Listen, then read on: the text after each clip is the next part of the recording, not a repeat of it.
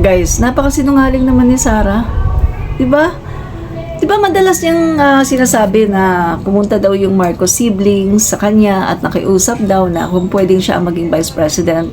Pero ito lumalabas sa video, mga kaibigan, na siya yung nagsabi, no? Nagsabi daw siya kay PBBM na gawin siyang vice-presidente kasi makakatulong daw siya. At sabi pa niya, mga bandang huli, na si PBBM lang daw, si Bongbong Marcos lang daw, ang sabi niya, ang pwede niyang maging presidente, no? Pwede niyang maging kapartner para magawa daw niya ang trabahong Duterte. So sabi ko, Bongbong Marcos, pwede mo ba akong gawin na vice-presidente mo? Tutulong ako sa iyo. Bakit siya ang pinili ko na presidential candidate? Kasi para sa akin, importante ang naging governor. Siya, 4 na term na governor. Isang termino na congressman. Isang termino na senador. Importante na lahat sa ating lahat yun. Sa akin naman, nakikiusap ako na pag-umunod tayo, Bongbong Sara. Pag pumili tayo, Bongbong Sara. Kasi lahat ng transparan, magagawa ko lang ang aking trabaho na vice-presidente kung siya ang ating Pangulo. Magagawa ko ang lahat ng gusto ng trabahong Duterte kung si Bongbong Marcos ang ating Pangulo. So, ibig sabihin, mga kaibigan, kaya naman pala kahit anong pilit sa kanya ni Rodrigo Duterte na itambal kay Bongo, ba, wala talaga. Hindi talaga tumatalab. Kahit na nagalit na yung tatay niya, kahit na umiyak na si Bongo kasi inagawan siya ng papel, di ba? Kaya naman pala, mga kaibigan, kasi alam talaga ni Sara na, halimbawa, tumakbo siya as Pangulo ng Pilipinas or Vice President, alam niya na hindi siya mananalo kapag hindi si PBBM ang kapartner niya. Diba? Nakita niyo doon, mga kaibigan, sa kung saan nag-i-speech siya, ang kausap niya puro naka-red. Kahit naman na, mga kaibigan, balikan niyo lahat ng mga caravan, lalong-lalo na yung yung talagang nakakapanindig balahibo na yung motorcade, yung nagcaravan na puro mga motor. Grabe, mga kaibigan, talagang mula norte, talagang parang langgam, mga kaibigan. Red lahat yun. Tapos yung mga caravan ni PBBM, tingnan nyo, observe nyo, naka-red lahat. May makikita ka man na naka-green, kaunting-kaunti lang talaga ang naka-green. Halos lahat talaga ay naka-red. Kaya makikita mo talaga dito, si PBBM talaga ang nagdala. Sabi ko nga sa inyo, kahit na si Doc Willie Ong ang maging kapartner as Vice President ni PBBM, mananalo talaga yan. Bakit? Kasi gusto ng tao na yung maging partner ni PBBM ay yung susuportahan siya. Yun yan, mga kaibigan. Kaya nga, di ba, nung sinabi ni PBBM na si Sara daw ang kanyang partner, ay talagang binoto natin kahit ayaw natin kay Sara. Samantalang ang mga DDS, hindi naman nila binoto si PBBM eh. Di ba? Siniraan ni Duterte si PBBM, sinabi na bangag, nagpupulburon, etc. etc. Weak leader daw. Pagkatapos sumunod yung mga paborito na vloggers ni Duterte, sina Maucauson, Bayadbay, si Vivian Velez, etc. etc. So makikita natin, mga kaibigan, kaya ang boto ni Sara ay lumamang ng ilang daang libo, 'di ba? Lumamang.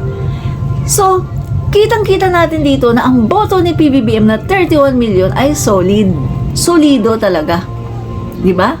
Marcos loyalists, Marcos supporters, at yung mga iba na hindi naman Marcos loyalists, hindi naman Marcos supporters, pero nakita na si PBBM yung pinaka-qualified, ay bumoto din kay PBBM. Solid, mga kaibigan.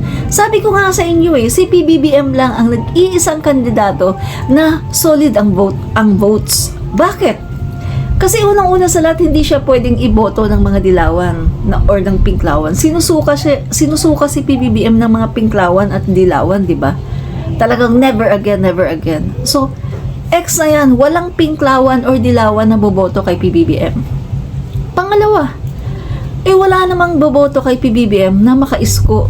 Siyempre, lahat na isko yan, di ba? Ano pa?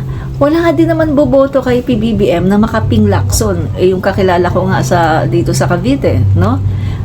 Kahit daw matalo si Ping Lacson, at least binoto niya yung gusto niya. So, kung titignan natin mga kaibigan, ang boboto lang talaga kay PBBM ay Marcos loyalists, Marcos supporters, at saka yung mga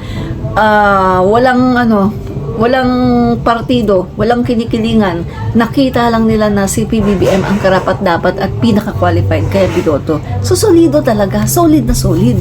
Unlike mga kaibigan, dito sa boto ni Sara Duterte, na may bumoto na dilaw. Diba? Kasi, alam naman natin, ang mga DDS po ay talagang dilawan po yan eh. Dilawan po talaga, no? Mga kaibigan, ang DDS po ay talagang dilawan, yung mga yan. No? Original po, dilawan. Dilawan, Duterte, dilawan supporters. Yan po, original po talaga yan. Kasi si Duterte po mga kaibigan ay original po na dilawan. Diba? So, iba-iba po. Ang bumoto po kay Sara ay iba-iba. May dilawan. Diba? Merong mga makadabaw, yung tinatawag na Duterte supporters. Yun lang. So, yung 31 million ni Sara, kay PBBM boto yan. Ibinigay natin kay Sara. Bumoto din tayo kay Sara. Kaya, 31, kaya ang boto ni Sara ay umabot ng 32 million plus. Kasi, yung 31 million doon, yun yung atin. Diba? 31.6 million si PBBM eh. So, yung ilang daang libo na sobra doon kay Sara, yun lang talaga ang solid na Duterte. Yun lang talaga ang boto ni Sara Duterte. Pero yung 31 million ni Sara Duterte, atin yun. Boto yun ni PBBM. Maliwanag pa sa bolang kristal ni Harry Roque na ang 31 million na boto ni Sara Duterte ay yan ang boto ni PBBM na ibinigay din natin kay Sara, kaya si Sara ay naging 32 million plus. So lumalabas, kaunting-kaunti lang talaga ang bumoto kay Sara na DDS. Yun talagang makaduderte. Konti lang talaga sila. Diba? Logic guys, logic. Kasi wala namang dilawan na boboto kay PBBM. Walang maka-isko na boboto kay PBBM. Walang Lodi or sino mang mga presidential candidate na yan ang boboto kay PBBM. Solido po ang boto ni PBBM. Kaya nga tayo mga kaibigan, nakakatawa na na-underestimate ng mga Duterte si PBBM. Hello, as early as 1950s, andyan na, naka-establish na ang Marcos loyalists. Diba? President Marcos Sr., 3 times congressman, naging senador, Senate President pa siya ha, at 1965 naging Pangulo ng Pilipinas, at yun 1986 siya napaalis. Kita niyo mga kaibigan ha, sa kabila ng lahat ng napakasamang nangyari sa Marcos family, nakabalik si PBBM, nakabalik ang mga Marcos. So ibig sabihin talaga, marami talagang mga maka-Marcos, marami talagang loyalista, marami talagang Marcos supporter. Although hindi ako loyalista, Marcos supporter ako. Nung namulat ang aking mata, President Marcos na ang Pangulo, wala pang martial law.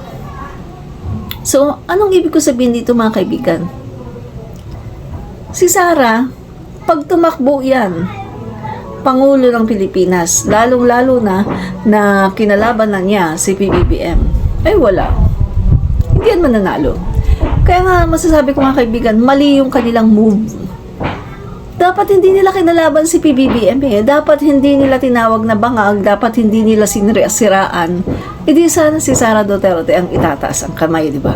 Eh, kaso sinira-siraan nila, pinabagsak nila ang administrasyon ni PBBM. O ngayon, akala nila marami sila? Wala! Wala nga pumupunta sa mga rally nila eh.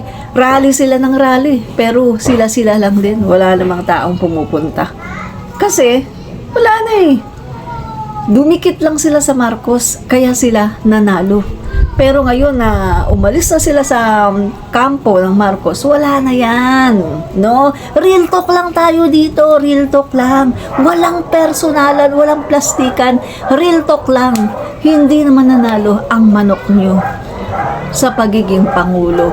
Dreaming na lang kayo.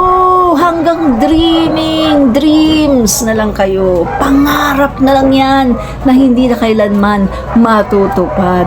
Kahit magbale-balentong pa kayo sa kalye, hindi na matutupad ang inyong pangarap na maging pangulo si Inday Sara Duterte.